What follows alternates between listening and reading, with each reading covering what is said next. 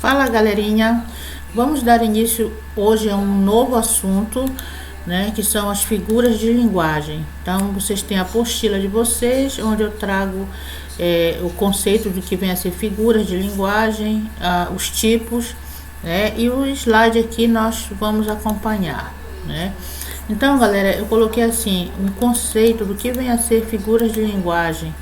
Eu coloquei assim, ó, figuras de linguagem, também chamadas de figuras de estilo. Então vocês chamam ou figuras de linguagem ou figuras de estilo, são recursos estilísticos usados para dar maior ênfase à comunicação e torná-la mais bonita. Então, galerinha, é assim, as figuras de linguagem, elas nasceram dessa necessidade do falante dizer as coisas de uma forma inovadora, de uma forma criativa e diferente, né, dando maior expressividade ao seu texto. As figuras de linguagem dão ao texto um significado que vai além do sentido literal que ele possui, né, permitindo assim uma plurissignificação do enunciado, ou seja, ao empregar essas figuras de linguagem, o falante possibilita a interpretação para o enunciado que extrapola o seu sentido original, né, permitindo dessa forma uma interpretação diversificada, diferente, diversa, correto, galera? Além disso, o uso das figuras de linguagem vai tornar o texto mais atraente, mais vibrante, mais belo, mais rico para o leitor, para aquela pessoa que vai ter contato com o texto, tá? Então, o uso das figuras de linguagem, ela só vem acrescentar ao texto, tá? Eu coloquei assim, dependendo da sua função, essas figuras de linguagem, elas podem ser classificadas em figuras de palavras ou tropos, né? Essas figuras de palavras ou tropos, elas estão associadas ao significado das palavras. Quais são essas principais figuras de palavras ou tropos, galera? É a metáfora, a comparação, a metonímia, a catacrese, sinestesia e a perífrase. O que vem a ser as figuras de pensamento? Elas trabalham com a combinação de ideias e pensamentos. Quais são as principais figuras de pensamento? Hipérbole, eufemismo, ironia, personificação, antítese, paradoxo, gradação, apóstrofe. E as figuras de sintaxe ou construção, que elas vão interferir na estrutura gramatical da frase. Principais figuras de construção: elipse, zeugma, hipérbato, polissíndeto, assíndeto, anacoluto, pleonasmo, silepse e anáfora. Correto? Então nós vamos ver cada uma dessas figuras aí. Ok, galerinha? Bom, vamos falar primeiramente das figuras de construção ou figuras de sintaxe. Eu coloquei o seguinte conceito aí. As figuras de construção ou de sintaxe ocorrem quando desejamos fazer alterações intencionais das estruturas sintáticas dos enunciados, com o objetivo de atribuir maior expressividade ao seu significado. Quando esses recursos são utilizados, ocorrem inversões, omissões e repetições que levam a uma maior ênfase. Assim, de modo geral, o sentido lógico do enunciado é substituído por outro mais expressivo. Então, galera, as figuras de construção, elas são utilizadas para modificar um sentido, né? Ou seja, elas interferem na estrutura gramatical da frase, com o objetivo de oferecer maior expressividade ao texto, né?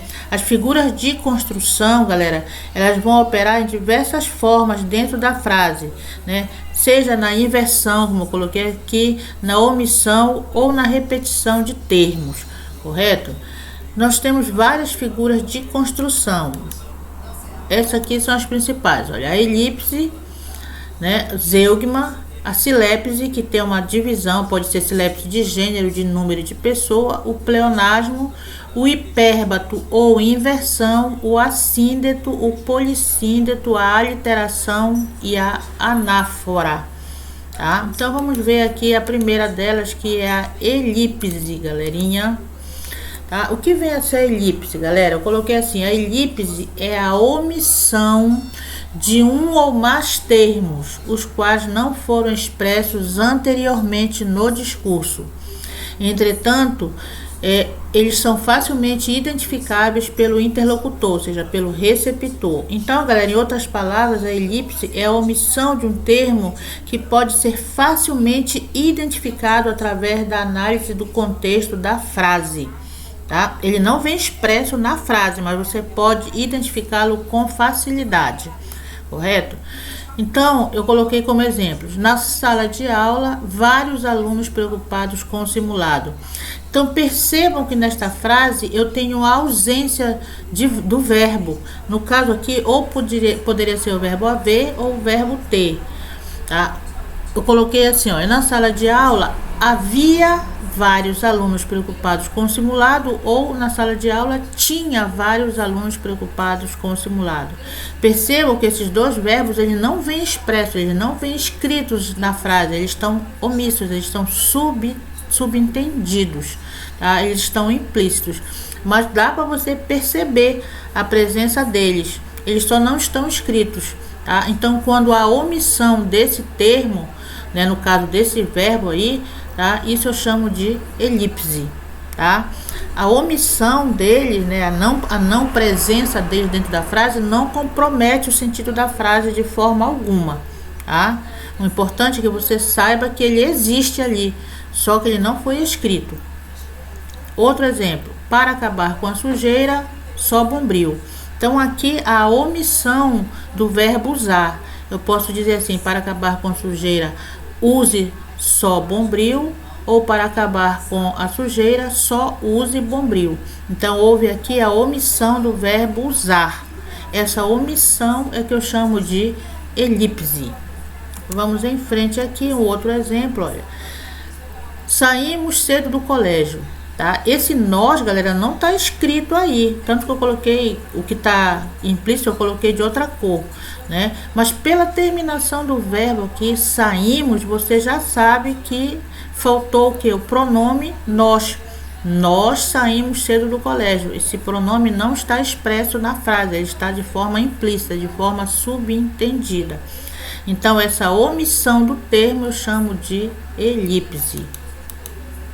Outros exemplos aqui de elipse, eu tenho um trecho de uma música de Edu Lobo, que diz assim: onde a minha namorada vai e diz a ela as minhas penas e que eu peço apenas que ela lembre as nossas horas de poesia. Então, nessa passagem aqui, desse verso, onde a minha namorada, há a omissão do verbo estar ou do verbo andar, né? Ou seja, ele está subentendido, ele se apresenta de forma subentendida.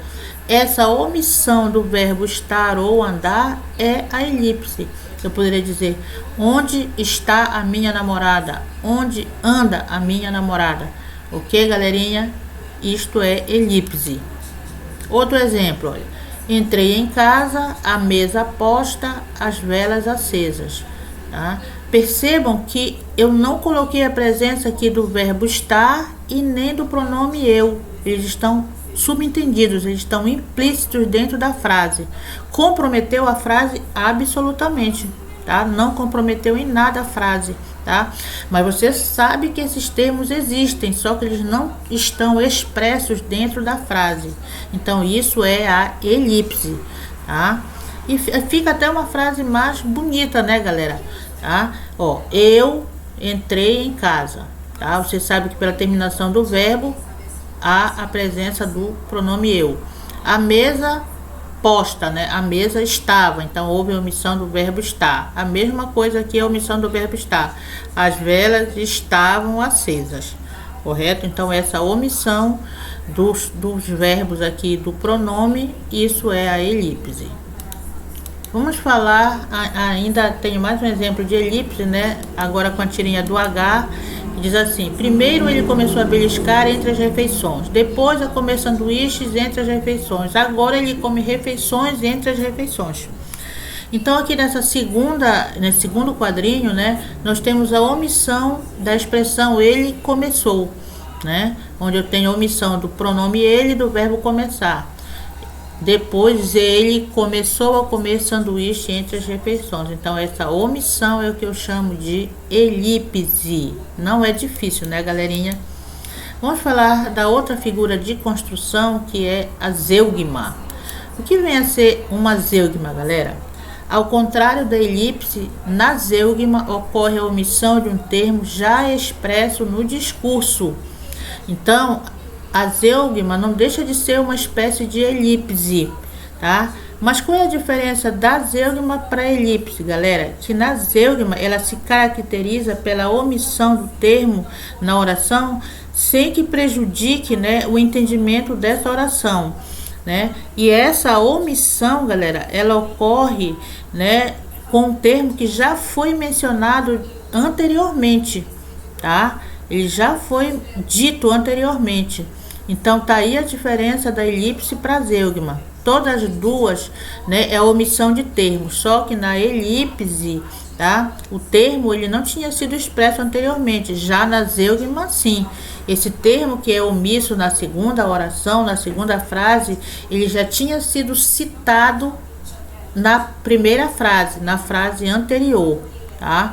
Então, como exemplos eu trouxe aqui, olha, Maria gosta de matemática, eu de português. Então, veja bem que o verbo gostar, que já estava expresso na primeira oração, ele ficou implícito na segunda, tá? Então, isso é a zeugma, tá? É a omissão do termo que já tinha sido expresso anteriormente. Então, olha aqui, observamos que houve a omissão do verbo gostar, tá? Então, para evitar a repetição, se omitiu o verbo. Eu tinha 2 amores e hoje apenas um. Percebam que o verbo ter já tinha sido expresso na primeira oração, então ele ficou de forma implícita na segunda, tá? Foi o pão que diminuiu ou foi a salsicha que cresceu?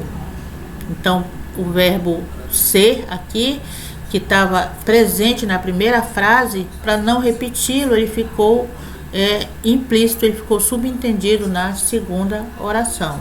Então isso que vem a ser a zeugma.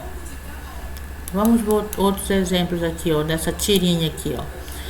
Você é um colírio para meus olhos, um descongestionante nasal para meu nariz, um antiácido para meu estômago.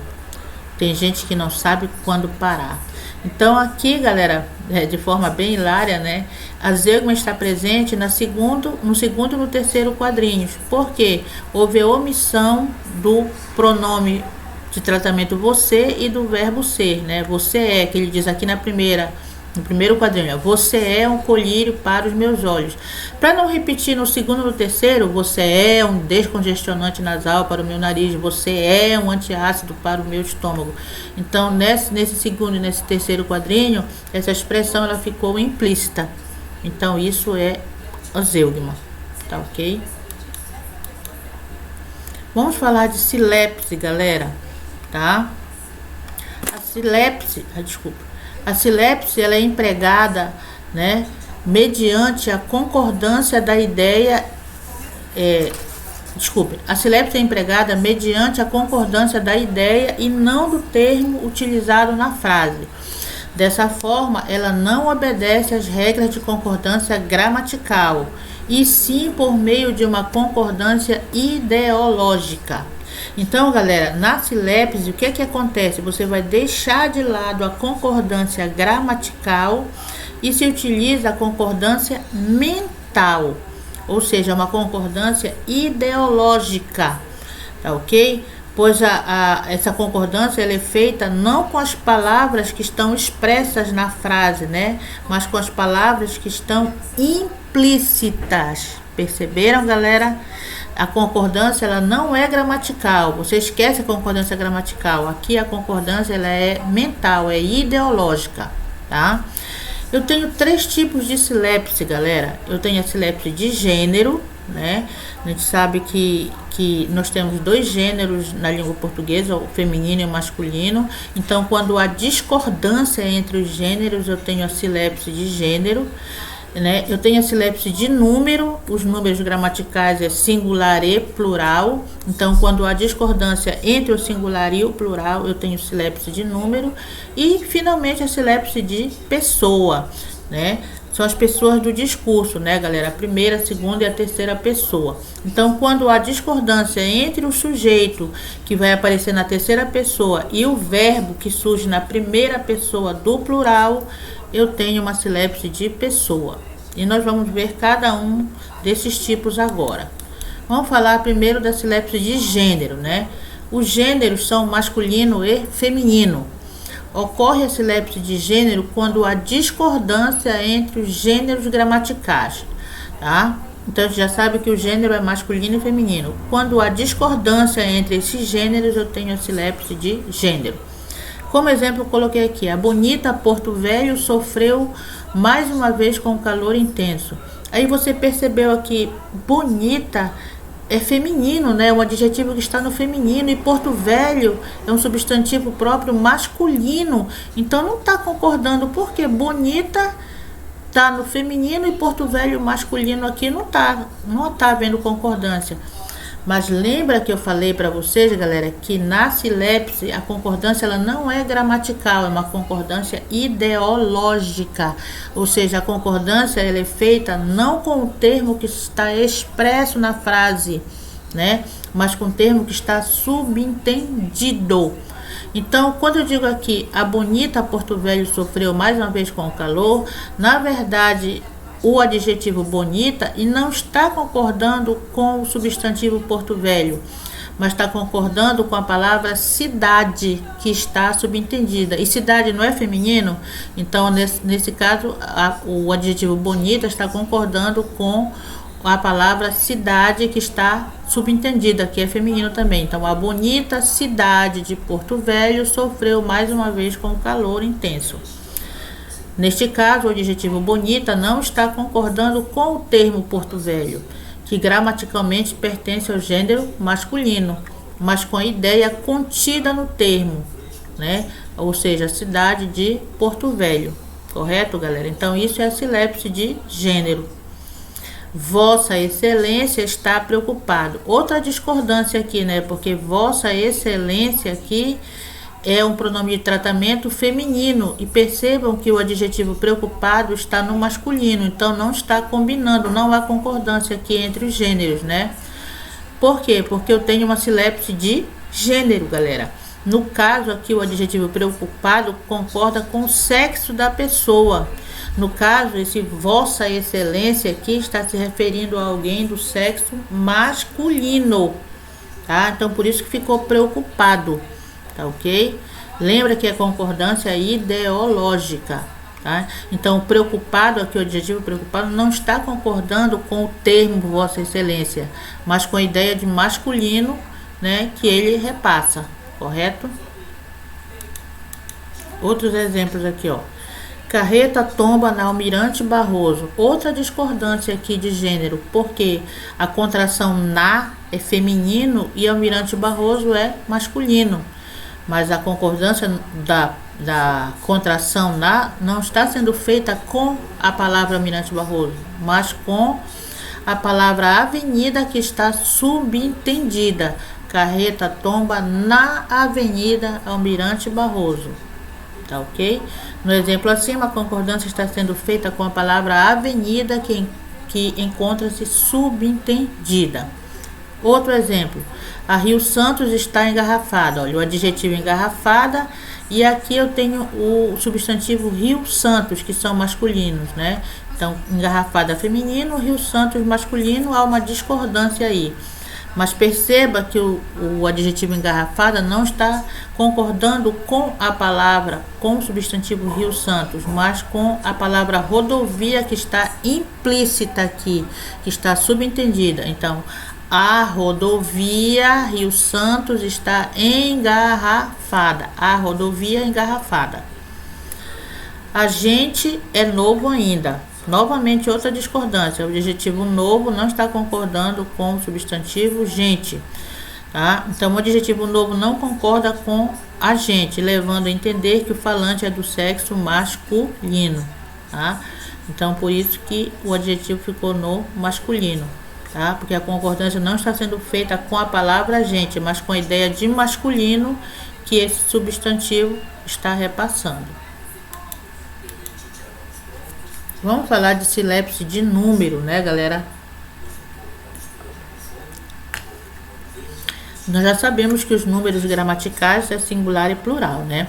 Então, a silepse de número ocorre quando o verbo da oração não concorda gramaticalmente com o sujeito da oração, mas com a ideia que nele está contida. Então, eu tenho 3 frases aqui para vocês perceberem bem e para exemplificar bem essa questão da silepse de número. Olha. A procissão saiu, andaram por todas as ruas da cidade de Salvador. Como vai a turma? Estão bem? O povo corria por todos os lados e gritavam muito alto. Então, galera, olha só o que eu tenho aqui. O sujeito procissão é singular, mas olha o verbo no plural. Há uma discordância entre os números aqui, um no singular e outro no plural, né? Turma no singular, o verbo no plural. Povo no singular, verbo no plural. Então, por que silepse de número, galera? Porque a concordância do verbo ou dos verbos que estão no plural não está sendo feita com o sujeito que está no singular. Então, andaram não está concordando com procissão, estão não está concordando com turma e gritavam não está concordando com a palavra povo. Se não estão concordando com esses sujeitos, estão concordando com o que, professora Conceição? Galera, eles estão concordando com a ideia de plural que essas palavras expressam, com a ideia de pluralidade. Quando você fala em procissão, em turma, em povo, não é uma grande quantidade de pessoas, né? Não dá essa ideia de pluralidade. Então, por isso que o verbo ficou no plural. Lembrando mais uma vez que a concordância não é gramatical, a concordância é ideológica, tá? Então, note que nos exemplos acima, os verbos andaram, estão e gritavam não concordam gramaticalmente com os sujeitos das orações que se encontram no singular, procissão, turma e povo, respectivamente. Mas eles concordam com a ideia de pluralidade que neles está contida. Procissão, turma e povo dão ideia de muita gente, por isso que os verbos estão no plural, né? Como eu havia explicado. Outros exemplos aqui, ó. O quarteto cantava velhos sucessos, a multidão nas ruas corriam desesperadamente. Ao final do concerto, a plateia aplaudiram de pé os músicos. A regra não agradou a turma, que indignados gritavam não. Então percebam que o sujeito, quarteto, multidão, plateia e turma estão no singular e os verbos cantavam, corriam, aplaudiram, gritavam no plural e o advérbio também aqui no plural. Então, a concordância dos verbos e do advérbio não está sendo feita com a palavra turma, multidão, quarteto, plateia, mas com a ideia de plural que eles expressam. Tá ok? Nos exemplos acima, os verbos cantar, correr, aplaudir, gritar e o advérbio indignados não concordam gramaticalmente com os sujeitos, quarteto, multidão, plateia e turma, mas com a ideia de plural que esses sujeitos passam, tá? Então, quando a gente fala de silepse, galera, esqueçam a concordância gramatical, tá? A concordância não é gramatical, a concordância é mental, é ideológica. Vamos ver agora a silepse de pessoa. 3 são as pessoas gramaticais. A primeira, a segunda e a terceira, né? Do singular e do plural. A silepse de pessoa ocorre quando há um desvio de concordância. O verbo, mais uma vez, não concorda com o sujeito da oração, mas sim com a pessoa que está inscrita no sujeito. Então, eu tenho aqui, ó. O que não compreendo é como os brasileiros persistamos em aceitar essa situação. Os agricultores temos orgulho de nosso trabalho. Dizem que os cariocas somos poucos dados aos jardins públicos. Então, para aquela galera, as pessoas que desconhecem as regras de silepse, vai dizer logo que a frase está incorreta, né? O que não compreende é como os brasileiros persistamos, os agricultores temos, os cariocas somos. Essa frase está errada, está incorreta. Não há concordância aqui, né? Mas, gente, nós estamos falando de silepse de pessoa, né? Então a concordância, mais uma vez, não é gramatical. Se a concordância fosse gramatical, como é que ficariam essas frases? Ficariam assim, ó: o que não compreendo é como os brasileiros persistem em aceitar essa situação. Ó, os brasileiros persistem. Os agricultores têm orgulho de nosso trabalho. Dizem que os cariocas são poucos dados aos jardins públicos. Isso aí seria a concordância gramatical, corretíssima. Aqui eu tenho a concordância ideológica. Está correta? Está. Com certeza. Eu posso dizer, né, o que não compreendo é como os brasileiros persistamos em aceitar essa situação. Está correto, galera. Por quê? Porque é como se o falante se incluísse entre os brasileiros, né? É como se ele dissesse assim: o que não compreende é como nós, os brasileiros, persistamos em aceitar essa situação, ou seja, nós persistamos, ou seja, ele já se inclui entre os falantes aqui, tá ok? Os agricultores temos orgulho de nosso trabalho. Nós, os agricultores, temos, ou seja, nós temos orgulho de nosso trabalho. Dizem que os cariocas dizem que nós, os cariocas, somos pouco dados aos jardins públicos. Então, essa é a concordância ideológica. Isso é silepse de pessoa. Observe que os verbos persistamos, temos e somos não concorda gramaticalmente com seus sujeitos. Ó. Então, os verbos não estão concordando com seus sujeitos, brasileiros, agricultores e cariocas, que estão na terceira pessoa, mas com a ideia que neles está contida. O nós, né? Como eu falei para vocês. Nós, que é a primeira pessoa do plural, por isso que está concordando com o verbo. Nós persistamos, né? Nós, os brasileiros, nós, os agricultores, nós, os cariocas, tá? Entenderam, galera? Então vamos agora mais exemplos. Olha. Dizem que os paraenses somos hospitaleiros. Os jovens precisamos participar mais da vida política do país. Os brasileiros gostamos de futebol. Então é como se o falante, como eu falei, né, se inserisse, né, dentro, né, da frase. Então, como se ele dissesse assim: dizem que nós, os paraenses, somos, nós, os paraenses, somos. Os jovens precisamos, nós, os jovens, precisamos. Nós, os brasileiros, gostamos de futebol. Observe que os verbos somos, precisamos e gostamos não concordam gramaticalmente com os seus sujeitos, que são paraenses, jovens e brasileiros, que estão na terceira pessoa, mas com a ideia que neles está contida. Nós, os paraenses, nós, os jovens, nós, os brasileiros. Correto, galerinha?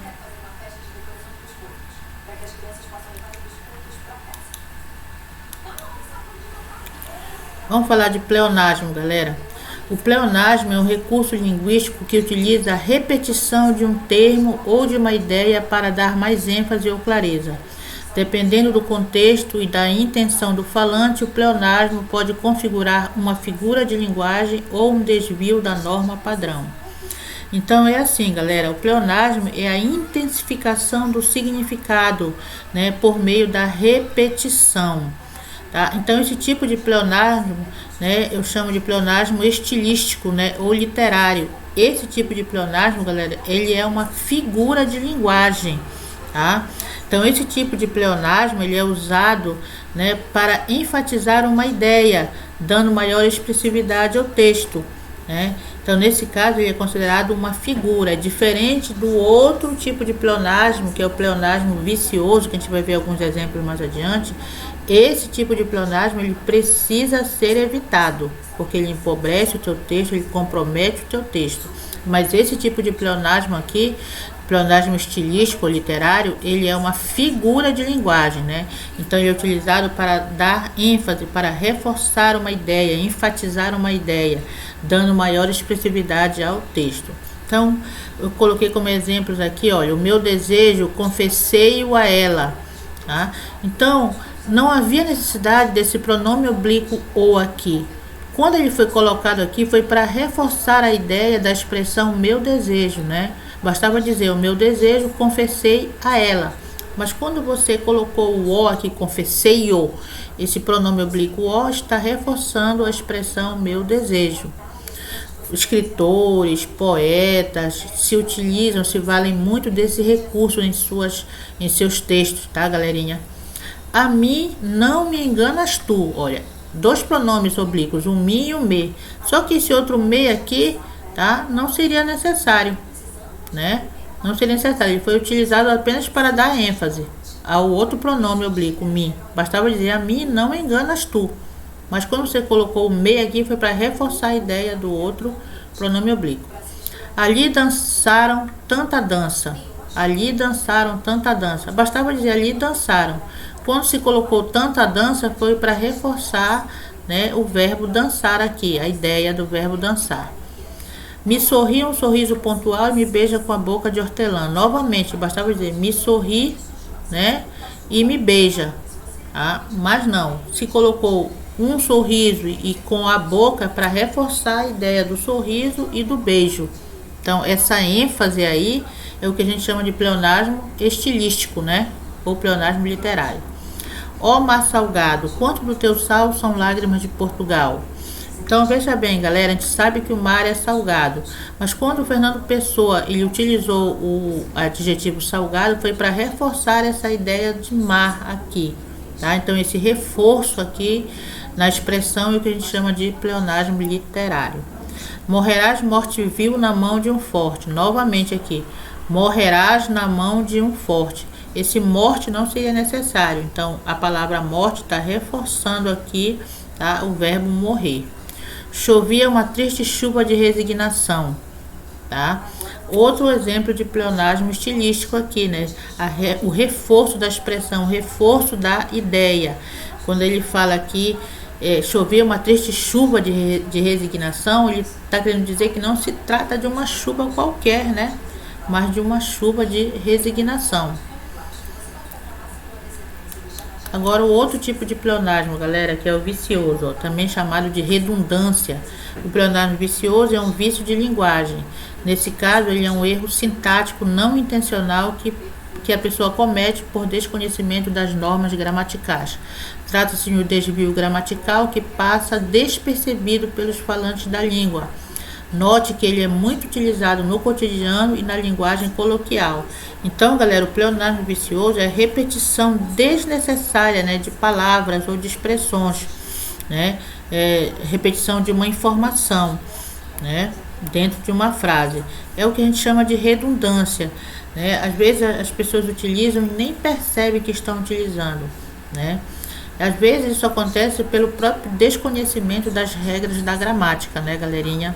Então eu trouxe aqui alguns exemplos de pleonasmos viciosos que você, como o nome está dizendo, vicioso, né? É um vício.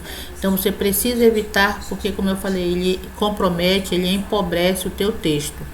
Então aqui são os clássicos, né, dos pleonasmos viciosos, né? Os mais conhecidos: subir para cima, descer para baixo, entrar para dentro, sair para fora, encarar de frente, né? Isso aqui são os clássicos dos pleonasmos viciosos. Existem outros. Brisa matinal da manhã. Se a brisa é matinal, já ocorre pelo período da manhã, né? Amor materno de mãe. Se é materno, já é de mãe, né? Bastava dizer amor materno. Amor paterno de pai. Habitat natural é outro exemplo, né? Muito usado. Bastava dizer habitat. Se é habitat, já é o lugar natural daquele ser, né, galera? Então, bastava dizer habitat. Monopólio exclusivo, né? Bastava dizer monopólio. Protagonista principal. Se é protagonista, já é o personagem principal. Que mais? Goteira no teto, labaredas de fogo. São exemplos e mais exemplos de pleonasmos viciosos que você precisa evitar, tá ok, galerinha? Então, hoje nós paramos por aqui. Na próxima aula nós vamos dar continuidade a essas figuras de construção de sintaxe e também vamos falar das figuras de palavras. Tá ok, galerinha?